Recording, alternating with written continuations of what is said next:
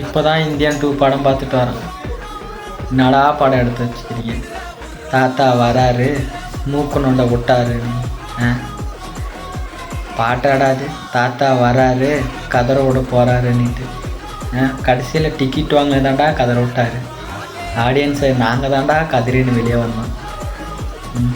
பாட்டுன்னா எப்படி தரமா இருக்கணும், பிஜிஎம்னா எப்படி தரமா இருக்கணும். கண்ணை மூடுங்க கைஸ், இந்த பிஜிஎம்மை கேளுங்க.